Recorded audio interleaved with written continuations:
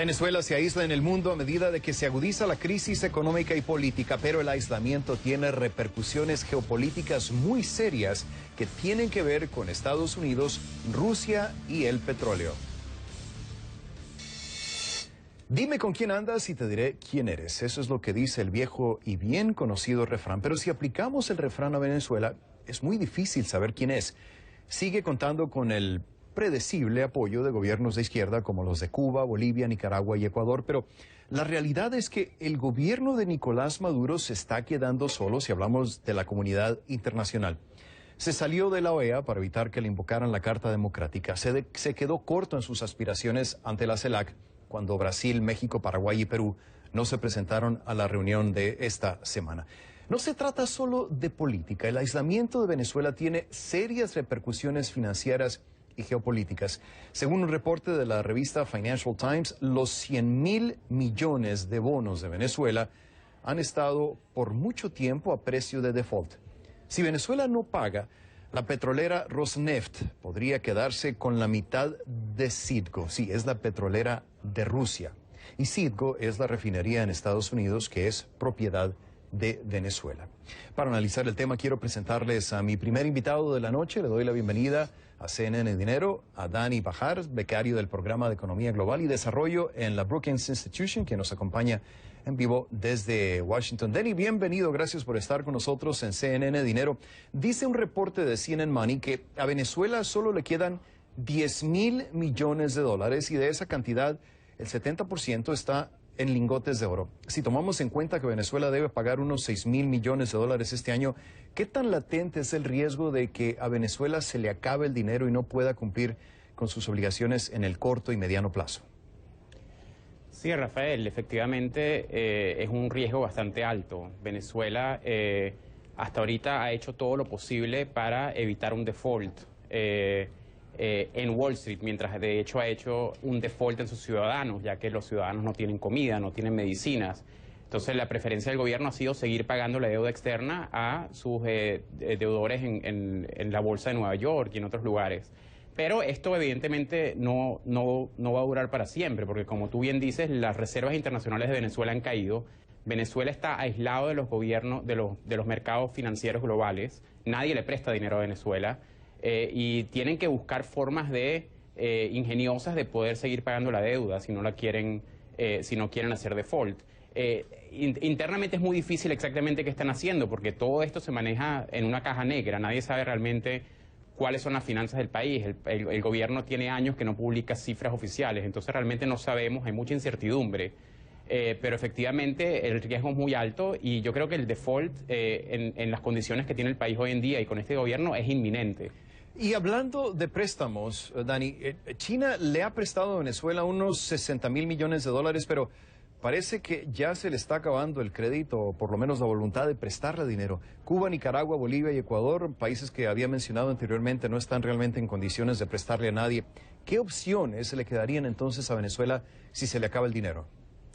Es una buena pregunta. Las opciones no son muchas, porque las opciones que el gobierno ha usado hasta ahorita es, por ejemplo, reducir las importaciones. Las importaciones en Venezuela han caído de manera dramática, en un 70% se estima, comparado a años anteriores. Lo que explica la escasez, ¿no? Correcto. Entonces, Venezuela, durante el gran boom petrolero, lo que hizo el gobierno de Chávez y después de Maduro es, en vez de aprovechar ese boom para poder invertir y poder ahorrar dinero, lo que hicieron fue gastárselo, incrementar el consumo, destruir el sector productivo a través de sus medidas bastante fuertes contra el sector privado y del control de cambio, y pudieron importar bienes. El gobierno se convirtió en un importador muy grande, con lo que ayudó al consumo por un tiempo. En el momento que se secó el ingreso de dólares por la caída del precio del petróleo y la caída de la producción petrolera, efectivamente las importaciones no les queda otra sino cortar las importaciones, y eso, como tú bien dices, explica la gran crisis humanitaria que vive hoy en día Venezuela. Ahorita, ¿cuánto más pueden cortar? No mucho más. Los venezolanos están viviendo una crisis grave. 3/4 de los venezolanos han perdido hasta 10 kilogramos de peso por hambre. La gente se muere en hospitales de enfermedades que son completamente prevenibles. ¿Qué tan cruel puede ser el gobierno para cortar aún más las importaciones? Está por verse, pero no hay mucho espacio para el gobierno para poder conseguir el dinero para seguir haciendo sus pagos. Dani, sobre lo que dices, ¿a qué tanto se debe el hecho de que Venezuela esté mal financieramente hablando? Mencionas de que cayeron los precios del petróleo y quiero pedirte que nos ayudes a comparar una cosa con la otra. La caída de los precios del petróleo, por un lado, y por el otro lado, el hecho de que se crearon toda una serie de programas sociales que, si bien en tiempos del boom petrolero funcionaban muy bien, pero cuando se fue ese dinero del petróleo, los programas siguieron ahí, le siguieron costando igual al gobierno y bueno, explica, creo yo, parte de la razón por la cual Venezuela está en problemas. Entonces, ¿qué es más caro? ¿La caída de los precios del petróleo o los programas sociales? Bueno, las dos van de mano. Quiero también añadir a tu pregunta que no solamente es la caída del precio del petróleo, es la caída de la producción petrolera. PDVSA, que era en su momento una empresa, la empresa estatal de petróleo venezolana, que en su momento era una empresa de primera clase, hoy en día es una empresa que no hace mantenimiento, que tiene una dirección técnica muy poco calificada y eso también ha hecho que se reduzca la producción petrolera diaria de Venezuela, que en su mejor momento llegó hasta más de 3 millones de barriles por día y hoy en día está más cerca de los 2 millones. Ahorita, obviamente que en un país pobre es posible, no es absurdo pensar que el gobierno pueda aliviar la pobreza con algunos programas que ayuden al consumo y así de esa manera alivien la pobreza, pero eso tiene que venir con una política que sea sostenible. No tiene sentido, lo que hizo el gobierno venezolano fue todo lo contrario a lo que dicen los textos de economía que se aprenden en el primer año. En los momentos buenos lo que hicieron fue gastarse todo el dinero en vez de invertirlo en infraestructura o ahorrarlo. Algo que le permita a Venezuela aumentar su capacidad productiva, diversificarse, para que en momentos como este, donde hay una crisis debido al precio del petróleo, realmente la crisis no sea tan grave. Entonces, no es absurdamente malo que un gobierno haga programas para aumentar el consumo y para ayudar a los más pobres, pero tiene que venir de la mano con otras políticas que hagan que la economía siga creciendo y sea sostenible. Y era una cuestión que platicaba con personas de Venezuela, con algunos empresarios, Dani, que no es simple y sencillamente el hecho de que cambie el régimen, sino también el aparato productivo de Venezuela está muy dañado y aunque hubiera un cambio de gobierno mañana, tomarían años y años para que ese aparato productivo se volviera a reconstruir. Entonces, ¿qué opciones le quedan a Venezuela? ¿Tendría que recurrir a la asistencia internacional en dado caso? Yo creo que definitivamente sí. En el momento que haya un gobierno de transición y se acabe la dictadura, Venezuela, una nueva Venezuela, un nuevo gobierno tendría bastante posibilidad de renegociar la deuda. Yo creo que eso sería aceptado por todos los que tienen los bonos venezolanos, ya que a final de cuentas recordemos que Venezuela es el país con las mayores reservas petroleras probadas en el mundo. Venezuela tiene la capacidad de pagar, solamente que necesita algún tipo de renegociación que también posiblemente incluiría la asistencia internacional. Mucha gente, es importante mencionar, mucha gente le tiene miedo cuando uno menciona la asistencia internacional, porque generalmente vienen con ajustes donde que le sigue la escasez y algunas políticas de reducir el consumo. Pero en el caso de Venezuela, el ajuste ya ocurrió. El gobierno ya hizo el ajuste. Este gobierno ya está está manejando la economía de manera tal que la gente venezolana tiene hambre, se muere. O sea, es decir, en el momento que hay una transición y se pida, se negocia algún tipo de ayuda internacional, lo que ayudaría realmente es a calmar, a poder volver a traer dólares al mercado y aumentar de nuevo el nivel de importaciones. Muy brevemente, Dani, ¿qué tan factible consideras tú que Rusia se cobre lo que le debe a Venezuela adquiriendo Citgo, es decir, que Citgo vaya a formar parte de la petrolera rusa Rosneft? Está por verse. Todos esos detalles de los acuerdos oscuros que ha hecho el gobierno de Maduro con estos países donde se negocian los assets, las propiedades del Estado, son muy oscuros y realmente no se sabe cuáles son las condiciones, pero efectivamente en el momento de un default que ocurriría dado el mal manejo de la economía por parte de este gobierno, Venezuela estaría a riesgo de perder muchos assets, Citgo y otros assets que tengan en otras partes del mundo. O sea que esta gente ha básicamente hipotecado las propiedades de Venezuela en el mundo para poder aferrarse al poder de la manera que más puedan. Dani Bajar, becario del programa de Economía Global y Desarrollo en la Brookings Institution, nos acompañaba en vivo desde Washington. Gracias, Dani. Explica, creo yo, parte de la razón por la cual Venezuela está en problemas. Entonces, ¿qué es más caro? ¿La caída de los precios del petróleo o los programas sociales? Bueno, las dos van de mano. Quiero también añadir a tu pregunta que no solamente es la caída del precio del petróleo, es la caída de la producción petrolera. PDVSA, que era en su momento una empresa, la empresa estatal de petróleo venezolana, que en su momento era una empresa de primera clase, hoy en día es una empresa que no hace mantenimiento, que tiene una dirección técnica muy poco calificada, y eso también ha hecho que se reduzca la producción petrolera diaria de Venezuela, que en su mejor momento llegó hasta más de 3 millones de barriles por día y hoy en día está más cerca de los 2 millones. Ahorita, obviamente que en un país pobre es posible, no es absurdo pensar que el gobierno pueda aliviar la pobreza con algunos programas que ayuden al consumo y así de esa manera alivien la pobreza, pero eso tiene que venir con una política que sea sostenible. No tiene sentido. Lo que hizo el gobierno venezolano fue todo lo contrario a lo que dicen los textos de economía que se aprenden en el primer año.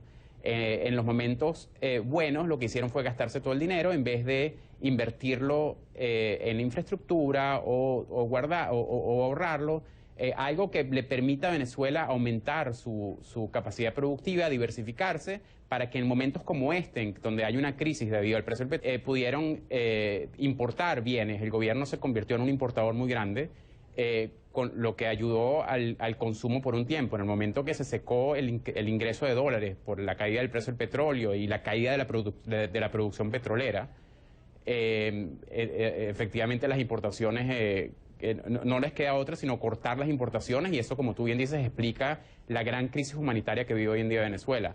Ahorita, ¿cuánto más pueden cortar? No mucho más. Los venezolanos están viviendo una crisis grave. 3/4 de los venezolanos han perdido hasta 10 kilogramos de peso por hambre. La gente se muere en hospitales de enfermedades que son completamente prevenibles. ¿Qué tan cruel puede ser el gobierno para cortar aún más las importaciones? Está por verse, pero no hay mucho espacio para el gobierno para poder conseguir el dinero para seguir haciendo sus pagos. Dani, sobre lo que dices, ¿a qué tanto se debe el hecho de que Venezuela esté mal financieramente hablando? Mencionas de que cayeron los precios del petróleo y quiero pedirte que nos ayudes a comparar una cosa con la otra. La caída de los precios del petróleo, por un lado, y por el otro lado, el hecho de que se crearon toda una serie de programas sociales que, si bien en tiempos del boom petrolero funcionaban muy bien, pero cuando se fue ese dinero del petróleo, los programas siguieron ahí, le siguieron costando igual al gobierno, y bueno, de Rusia. Y Citgo es la refinería en Estados Unidos que es propiedad de Venezuela. Para analizar el tema, quiero presentarles a mi primer invitado de la noche. Le doy la bienvenida a CNN Dinero, a Dani Bajar, becario del programa de Economía Global y Desarrollo en la Brookings Institution, que nos acompaña en vivo desde Washington. Dani, bienvenido, gracias por estar con nosotros en CNN Dinero. Dice un reporte de CNN Money que a Venezuela solo le quedan 10.000 millones de dólares y de esa cantidad el 70% está en lingotes de oro. Si tomamos en cuenta que Venezuela debe pagar unos 6.000 millones de dólares este año, ¿qué tan latente es el riesgo de que a Venezuela se le acabe el dinero y no pueda cumplir con sus obligaciones en el corto y mediano plazo?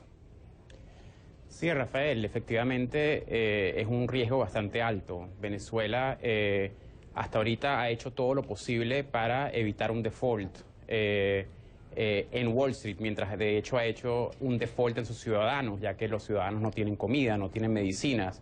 Entonces la preferencia del gobierno ha sido seguir pagando la deuda externa a sus deudores en la Bolsa de Nueva York y en otros lugares. Pero esto evidentemente no va a durar para siempre, porque como tú bien dices, las reservas internacionales de Venezuela han caído. Venezuela está aislado de los gobiernos, de los mercados financieros globales. Nadie le presta dinero a Venezuela. Y tienen que buscar formas ingeniosas de poder seguir pagando la deuda si no quieren hacer default. Internamente es muy difícil exactamente qué están haciendo, porque todo esto se maneja en una caja negra. Nadie sabe realmente cuáles son las finanzas del país. El gobierno tiene años que no publica cifras oficiales, entonces realmente no sabemos, hay mucha incertidumbre. Pero efectivamente el riesgo es muy alto y yo creo que el default en las condiciones que tiene el país hoy en día y con este gobierno es inminente. Y hablando de préstamos, Dani, China le ha prestado a Venezuela unos 60.000 millones de dólares, pero parece que ya se le está acabando el crédito, o por lo menos la voluntad de prestarle dinero. Cuba, Nicaragua, Bolivia y Ecuador, países que había mencionado anteriormente, no están realmente en condiciones de prestarle a nadie. ¿Qué opciones le quedarían entonces a Venezuela si se le acaba el dinero? Es una buena pregunta. Las opciones no son muchas, porque las opciones que el gobierno ha usado hasta ahorita es, por ejemplo, reducir las importaciones. Las importaciones en Venezuela han caído de manera dramática, en un 70% se estima, comparado a años anteriores. Lo que explica la escasez, ¿no? Correcto. Entonces, Venezuela, durante el gran boom petrolero, lo que hizo el gobierno de Chávez y después de Maduro es, en vez de aprovechar ese boom para poder invertir y poder ahorrar dinero, lo que hicieron fue gastárselo, incrementar el consumo, destruir el sector productivo a través de sus medidas bastante fuertes contra el sector privado y del control de cambio. Y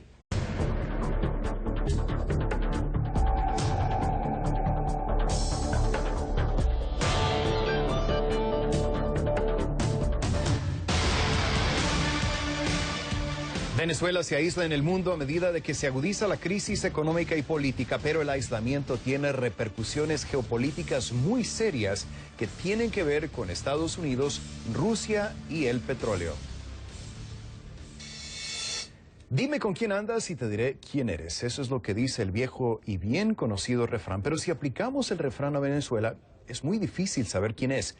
Sigue contando con el predecible apoyo de gobiernos de izquierda como los de Cuba, Bolivia, Nicaragua y Ecuador, pero la realidad es que el gobierno de Nicolás Maduro se está quedando solo si hablamos de la comunidad internacional. Se salió de la OEA para evitar que le invocaran la Carta Democrática. Se quedó corto en sus aspiraciones ante la CELAC cuando Brasil, México, Paraguay y Perú no se presentaron a la reunión de esta semana. No se trata solo de política. El aislamiento de Venezuela tiene serias repercusiones financieras y geopolíticas. Según un reporte de la revista Financial Times, los 100.000 millones de bonos de Venezuela han estado por mucho tiempo a precio de default. Si Venezuela no paga, la petrolera Rosneft podría quedarse con la mitad de Citgo. Sí, es la petrolera